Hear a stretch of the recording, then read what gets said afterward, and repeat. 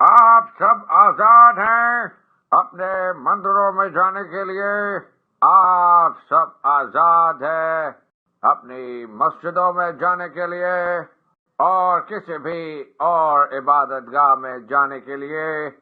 اس مملکت پاکستان میں آپ کا تعلق کسی بھی مذہب، ذات یا عقیدے سے ہو، مملکت کا اس سے کوئی سروکار نہیں.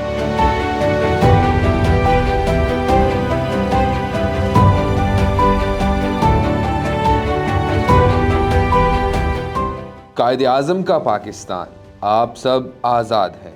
کرسمس کا تہوار کیسے منایا جاتا ہے؟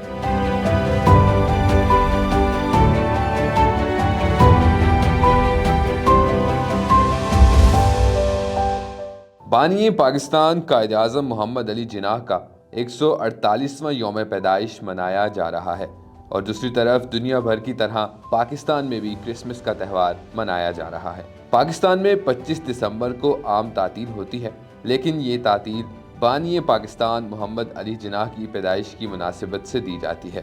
ہر سال 25 دسمبر کو منایا جانے والا کرسمس مسیحیوں کا سب سے بڑا تہوار ہے.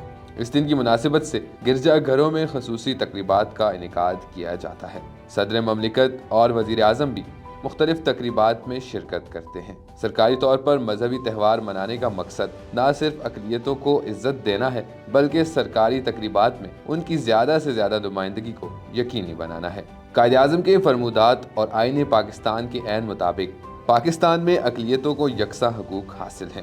بانی پاکستان نے 11 اگست 1947 کو تقریر میں فرمایا تھا کہ آپ آزاد ہیں. آپ آزاد ہیں اپنے مندروں میں جانے کے لیے، آپ آزاد ہیں اپنی مسجدوں میں جانے کے لیے، اور ریاست پاکستان میں اپنی کسی بھی عبادت گاہ میں جانے کے لیے. آپ کا تعلق کسی بھی مذہب، ذات یا نسل سے ہو، ریاست کا اس سے کوئی لینا دینا نہیں. پاکستان کے اندر اگرچہ عیسائی برادری اقلیت میں ہے، مگر وہ پاکستانیت کے جذبے سے بھی معمور ہیں، کیونکہ ان کو پاکستان میں ہر طرح کی آزادی دی گئی ہے. 25 دسمبر کو دنیا بھر کے عیسائی چرچ میں حاضری دیتے ہیں.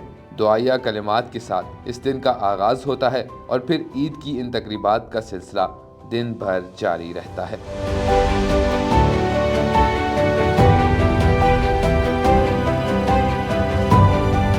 خوبصورت رنگ برنگے کپڑوں میں ملبوس لوگ نہ صرف اپنے گھروں میں طرح طرح کے پکوان اور کیک بناتے ہیں، بلکہ اس کے ساتھ ساتھ باغوں اور تفریح گاہوں کا بھی رخ کرتے ہیں. اپنے پیاروں اور عزیزوں کو تحائف بھی دیے جاتے ہیں. مسیحی برادری اس تہوار کی مناسبت سے کچھ رواج خاص طور پر لازمی مناتے ہیں، جن میں کیک کاٹنے کی تقریب خاص طور پر قابل توجہ ہے. اس کے لیے بیکریاں خاص طور پر رنگ برنگے کیک بناتی ہیں. اس کے علاوہ مسیحی برادری اس دن کی مناسبت سے نہ صرف اپنے گھروں کو سجاتی ہے، بلکہ اس دن کے حوالے سے اپنے قریبی عزیز و اقارب کی دعوت کا بھی اہتمام کیا جاتا ہے.